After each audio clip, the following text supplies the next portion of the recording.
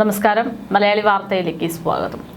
ശബരിമലയിൽ നടത്തിയ ആഗോള അയ്യപ്പ സംഗമം CPMന് നല്ല മുട്ടൻ പണിയാണ് കിട്ടുന്നത്. കോടതി പോലും വലിയ രീതിയിലുള്ള രൂക്ഷ വിമർശനവുമായിട്ട് രംഗത്തേക്ക് വരുന്നു. സംഗമം അത് സുതാര്യമായിരിക്കും, പരിപാടി നടത്തുന്നതിൽ സർക്കാരിന് യാതൊരു പൊരുത്തക്കേടുകളും ഉണ്ടാകില്ല എന്നൊക്കെ വലിയ വാഗ്ദാനങ്ങൾ നൽകിക്കൊണ്ട് നടത്തിയ പരിപാടി ഒരാൾക്കും ഒരു ഉപയോഗവും ഉണ്ടായിട്ടില്ല എന്നുള്ള റിപ്പോർട്ടുകളാണ് പുറത്തു വരുന്നത്.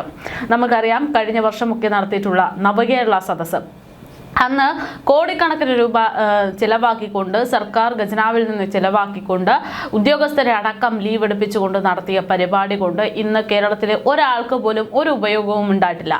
അത്തരത്തിൽ ആർക്കും വേണ്ടാത്ത ചില പരിപാടികൾ നടത്തുന്നു. സാമ്പത്തിക പ്രതിസന്ധിയാകുന്ന സമയത്ത് പോലും സർക്കാരിനെ കൂടുതൽ പ്രതിസന്ധിയിലേക്ക് തള്ളിവിടുന്നു എന്നുള്ള രീതിയിലാണ് ഇടത് സർക്കാരിന്റെ ഓരോ പ്രവർത്തനങ്ങളും. അത്തരത്തിലൊന്നായിരുന്നു ഒരു വിശ്വാസി സമൂഹമല്ലാതിരുന്നിട്ട് പോലും ആഗോള അയ്യപ്പ സംഗമത്തിന് CPM കൂട്ടുപിടിച്ചത്. CPMന്റെ ഒരൊറ്റ വാശിപ്പുറത്താണ് ആഗോള അയ്യപ്പ സംഗമം നടത്തിയത് എന്ന് പോലും പറയേണ്ടി വരും. എന്തായാലും അത്തരം പരിപാടി നടത്തി വർഷങ്ങൾക്ക് ശേഷം ഇപ്പോഴിതാ അതിന്റെ കണക്കുകൾ പുറത്തു വരുന്നു. എന്നാൽ ആ കണക്കുകളിൽ വലിയ പൊരുത്തക്കേടുകളുണ്ട് എന്ന് ചൂണ്ടിക്കാട്ടുകയാണ് ഹൈക്കോടതി. കരാറുകൾ നൽകിയത് ടെൻഡർ നടപടികൾ പാലിക്കാതെയാണ് എന്ന് കോടതി തന്നെ വ്യക്തമാക്കുന്നു. ബില്ലും സാധനങ്ങളും തമ്മിൽ പൊരുത്തക്കേടുകളുണ്ട് എന്നാണ് ചൂണ്ടിക്കാട്ടുന്നത്. 150 കിടക്കകൾ വാങ്ങിയതിൽ 50 എണ്ണം കാണാനില്ല എന്നും ബോർഡിൽ നിന്നും എടുത്ത 2 കോടി തിരിച്ചടച്ചിട്ടില്ല എന്നും കോടതി ചൂണ്ടിക്കാണിക്കുകയാണ്. ഗുരുതര സാമ്പത്തിക അച്ചടക്കമില്ലായ്മയാണ് ഇവിടെ നടത്തിയിട്ടുള്ളത് എന്നാണ് ഹൈക്കോടതിയുടെ കുറ്റപ്പെടുത്തൽ. ദേവസ്വം ബോർഡിനോട് ഇതിനൊരു ശക്തമായിട്ടുള്ള കൃത്യമായിട്ടുള്ള വിശദീകരണം വേണമെന്നും കോടതി ആവശ്യപ്പെട്ടിരിക്കുകയാണ്. GST ഇനത്തിലും വലിയ പ്രശ്നങ്ങളും ദുരൂഹതകളുമാണ് ഇതിൽ നിൽക്കുന്നത്. ഇൻപുട്ട് ക്രെഡിറ്റായി ബോർഡിന് അർഹതയുള്ളത് ഏകദേശം 1.07 കോടിയാണ്. ആ പണം എവിടെയെന്നുള്ള ചോദ്യം. റിട്ടേണിൽ കാണിച്ചിരിക്കുന്നത് 45.76 ലക്ഷം രൂപ എന്നത് മാത്രമാണ്. ബാക്കി 61 ലക്ഷത്തോളം രൂപ ബോർഡിന്റെ ഫണ്ടിലേക്ക് വകയിരുത്തിയിട്ടുണ്ടോ എന്നതിൽ ഇപ്പോഴും ഒരു വ്യക്തത വരുത്തിയിട്ടില്ല. 2.80 ലക്ഷത്തിന്റെ കേബിളിംഗ് വർക്കുകൾ ബില്ലിൽ കാണിച്ചിട്ടുണ്ട്. എന്നാൽ അത് നടന്നതായി സാക്ഷ്യപ്പെടുത്തിയിട്ടില്ല എന്നും ഹൈക്കോടതി നിരീക്ഷിക്കുകയാണ്. ആഗോള അയ്യപ്പ സംഗമത്തിന്റെ വരവ് ചെലവ് കണക്കുകളിലെ പൊരുത്തക്കേടുകൾ വിവാദമായതോടെ ഇപ്പോൾ അതിനൊരു ന്യായീകരണവുമായിട്ട് CPM നേതാക്കന്മാരും രംഗത്തേക്ക് വരുന്നത് ശ്രദ്ധേയമാണ്. സംഗമത്തിനായി സർക്കാർ പശ്ചാത്തലത്തിൽ സൗകര്യങ്ങൾ മാത്രമാണ് ഒരുക്കിയതെന്നും സാമ്പത്തിക ഇടപാടുകളുടെ പൂർണ്ണ ഉത്തരവാദിത്തം ദേവസ്വം ബോർഡിനാണ് എന്നുമാണ് മന്ത്രി VN വാസവൻ വ്യക്തമാക്കുന്നത്. 4 കോടി രൂപ സ്പോൺസർഷിപ്പിനായി ലഭിച്ചു എന്ന് അറിയാമെന്നും ബാക്കി കണക്കുകൾ ബോർഡ് വ്യക്തമാക്കണമെന്നും മന്ത്രി ആവശ്യപ്പെടുകയാണ്.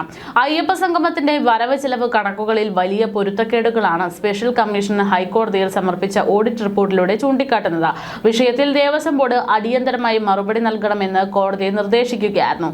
സംഗമത്തിന്റെ പേരിൽ സ്വർണ്ണക്കൊള്ള പുറത്തുവരാൻ സാധിച്ചു എന്നും ഇതിനെതിരെ ഗൂഢാലോചന നടത്തിയത് UDF ആണ് എന്നുമാണ് മന്ത്രി വാസവൻ ആരോപിക്കുന്നത്. ആഗോള അയ്യപ്പ സംഗമത്തിനായി ആകെ 7 കോടിയോളം രൂപ ചെലവഴിച്ചതായി Thiruvithamkoor Devaswom board president K ജയകുമാരും അറിയിച്ചിരുന്നു.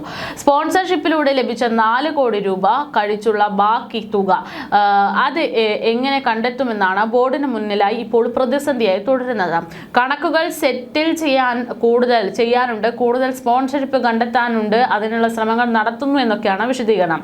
ഈ മാസം 17 ചേർന്ന ബോർഡ് യോഗത്തിൽ ചെലവുകൾ പുനഃപരിശോധിക്കപ്പെടുമെന്നും അദ്ദേഹം അറിയിക്കുന്നു. ഇതിനിടെ അയ്യപ്പ സംഗമത്തിലെ ഫണ്ട് വിനിയോഗം പ്രത്യേക അന്വേഷണ സംഘത്തിന്റെ പരിധിയിലേക്ക് കൊണ്ടുവരാനുള്ള നീക്കങ്ങളും നടക്കുന്നതായാണ് സൂചന. മുൻ ബോർഡ് പ്രസിഡന്റ് PS പ്രശാന്തിന്റെ കാലത്ത് നടന്ന സംഗമത്തെക്കുറിച്ച് SIT കോടതിയിൽ നൽകിയ റിപ്പോർട്ടിൽ ഗുരുതര കണ്ടെത്തലുകളാണുള്ളത്. സംഗമം നടത്താനുള്ള തീരുമാനം ബോർഡ് യോഗത്തിന്റെ മിനിറ്റ്സ് രേഖപ്പെടുത്തിയിട്ടില്ല എന്ന് അന്വേഷണത്തിൽ നിർണായക സാഹചര്യമാകാൻ പോകുകയാണ്.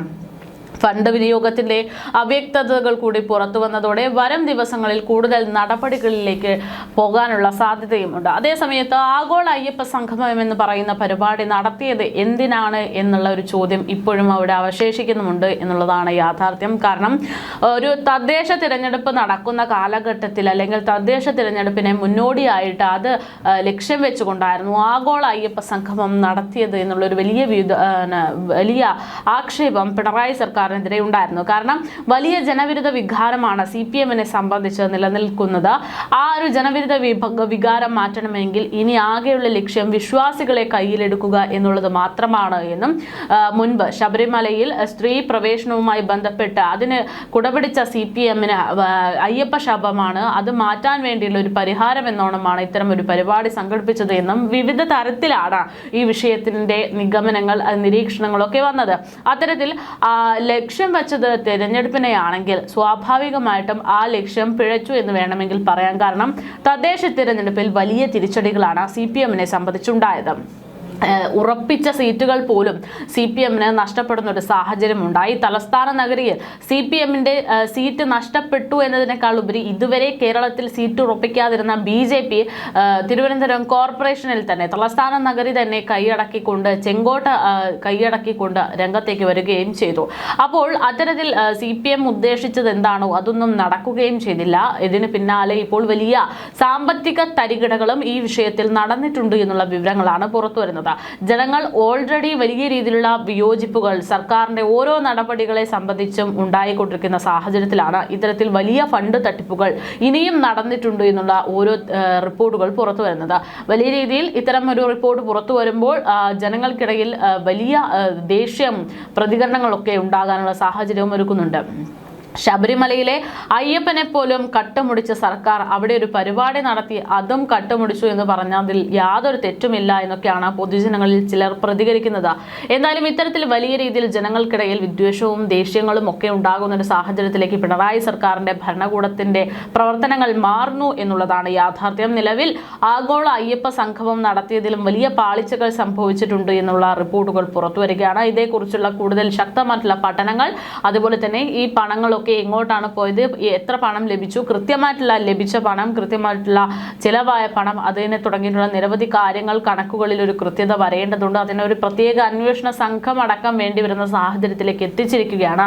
മുഖ്യമന്ത്രിയുടെ നേതൃത്വത്തിൽ നടന്ന ആഗോള അയ്യപ്പ സംഗമം എന്നുള്ള വിവരങ്ങളാണ് പുറത്തു വരുന്നത്. എന്തായാലും പൊതുജനങ്ങൾക്കിടയിൽ വീണ്ടും വിശ്വാസികൾക്കിടയിൽ വലിയൊരു ദേഷ്യം ഉണ്ടാകാനുള്ള ഒരു സാഹചര്യത്തിലേക്കാണ് ഇത്തരം കണക്കുകൾ കോടതിയുടെ നിരീക്ഷണങ്ങളൊക്കെ വരുമ്പോൾ വരുന്നത് എന്നുള്ളതാണ്. ഈ വരാൻ പോകുന്നത് മറ്റൊരു തിരഞ്ഞെടുപ്പാണ്. ആ ഒരു തിരഞ്ഞെടുപ്പിൽ ഒരു പക്ഷേ ഇത്തരത്തിലുള്ള സർക്കാരിന്റെ പ്രവർത്തനങ്ങൾ ബാധിക്കാനുള്ള, അല്ലെങ്കിൽ അത് പാർട്ടിയുടെ തിരഞ്ഞെടുപ്പിന്റെ വോട്ടിൽ എഫക്റ്റ് ചെയ്യാനുള്ള സാധ്യതകളുണ്ട് എന്നുള്ള വിലയിരുത്തലിലേക്ക് കാര്യങ്ങൾ എത്തുകയാണ്. എന്തായാലും ഇതിനൊരു സർക്കാർ നൽകുന്ന ന്യായീകരണത്തിന് വേണ്ടി കാത്തിരിക്കുകയാണ് പൊതുജനങ്ങളും വിശ്വാസികളും.